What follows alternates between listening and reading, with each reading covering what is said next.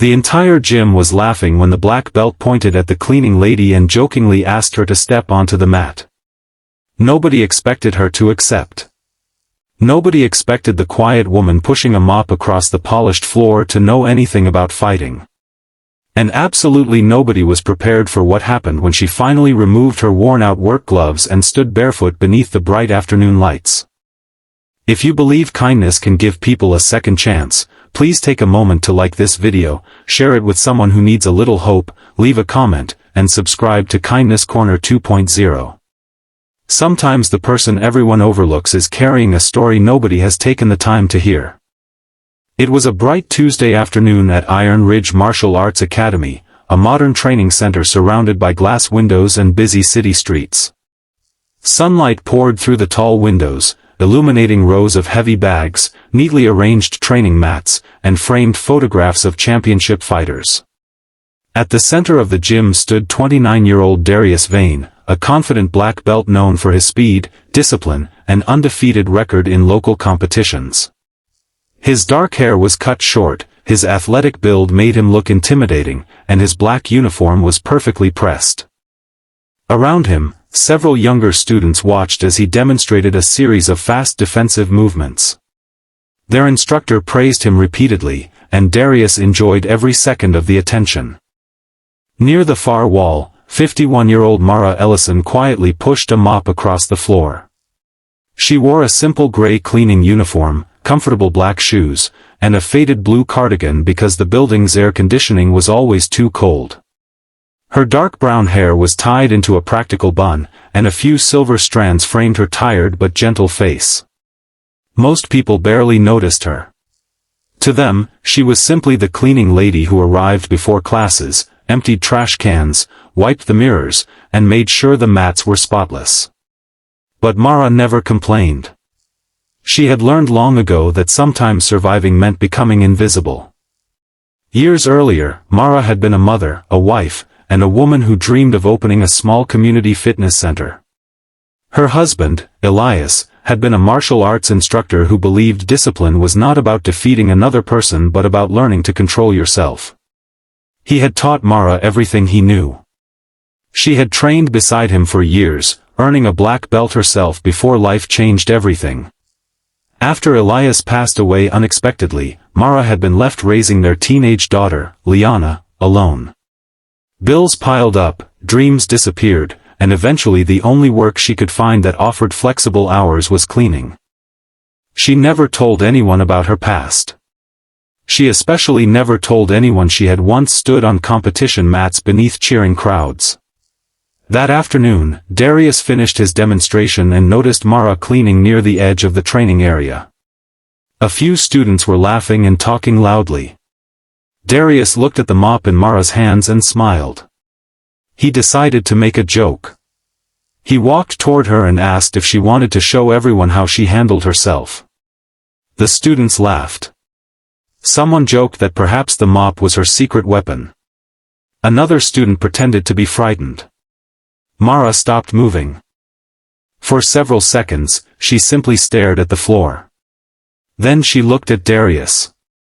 There was no anger in her expression. Only sadness. She quietly placed the mop against the wall. The laughter continued.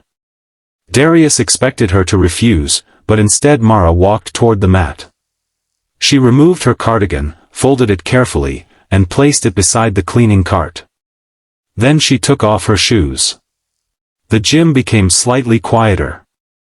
Darius's smile faded just a little. Mara stepped onto the mat. She did not look nervous. She looked familiar with it.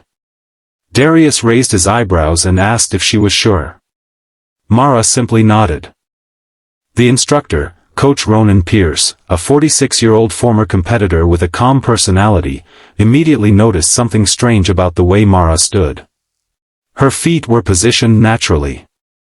Her shoulders were relaxed. Her hands were neither tense nor careless. Ronan had seen that stance before. Not from beginners. From experienced fighters. But before he could say anything, Darius playfully moved forward. He expected Mara to stumble. Instead, she stepped aside. Darius stopped. The students laughed nervously, thinking he had simply missed his timing. He tried again, moving faster.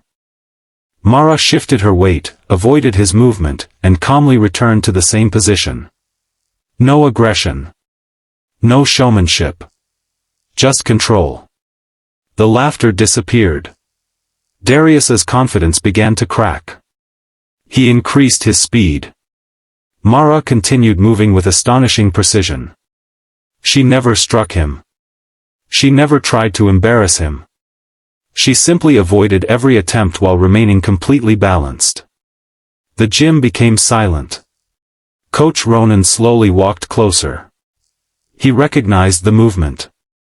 It was an old defensive system rarely taught anymore. Darius suddenly stopped and stared at Mara. He asked where she had learned to move like that. Mara looked down. For the first time that afternoon, her expression changed. She quietly explained that her husband had taught her many years ago. Ronan asked her husband's name. When Mara said Elias Ellison, Ronan froze. Elias had been one of his own mentors. The room suddenly felt different. Ronan remembered him immediately, a patient instructor who had taught him that the strongest fighter was not the one who could hurt someone, but the one who could walk away from a fight without needing to prove anything. Ronan looked at Mara with disbelief. He realized the cleaning woman everyone ignored was the wife of the man who had helped shape his entire career. Darius lowered his hands. The joke had disappeared completely. He apologized. Mara accepted. But the story did not end there. Ronan asked Mara why she had stopped training. She explained that after Elias died, she had tried to continue, but everything reminded her of him. The training room. The uniforms. The sound of feet moving across the mat. Eventually, she put away her belt and never returned. She had spent years cleaning gyms without stepping onto their mats. She had spent years watching other people chase dreams she had once shared. Darius looked ashamed. He had judged her by her uniform instead of her character. Then he noticed something else. Mara's hands were rough from years of cleaning. Her wrists carried small signs of hard work. Her shoes were worn. Her lunch bag had a simple handwritten note attached to it from her daughter. Suddenly, Darius understood that the woman standing before him had not lost her strength. She had simply been too busy surviving to show it. Coach Ronan made an unexpected offer. He asked Mara to help teach beginner students. Mara shook her head at first. She said she was not an instructor anymore. Ronan smiled and told her that perhaps she had never stopped being one. The following week, Mara returned to the gym. This time, she was not carrying a mop. She was wearing a simple training uniform.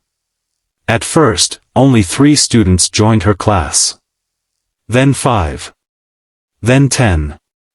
Mara taught them the same lesson Elias had once taught her: strength was not about making another person afraid.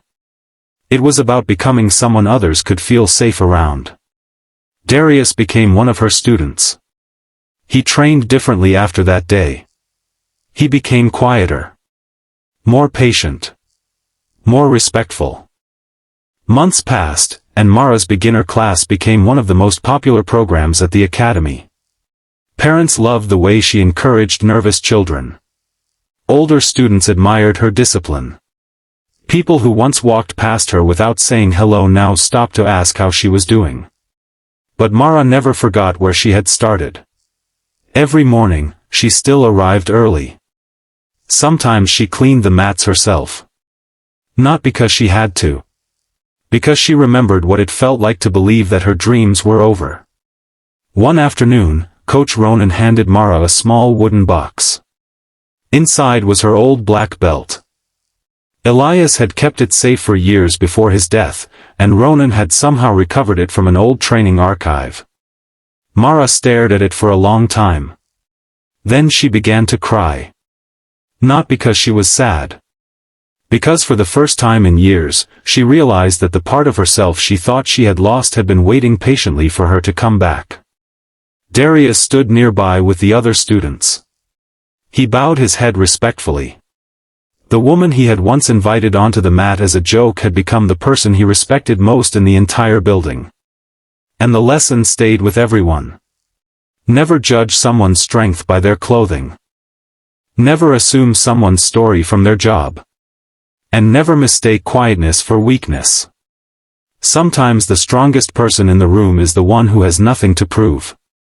Months later, Mara opened a small afternoon training program for people who could not afford traditional martial arts classes.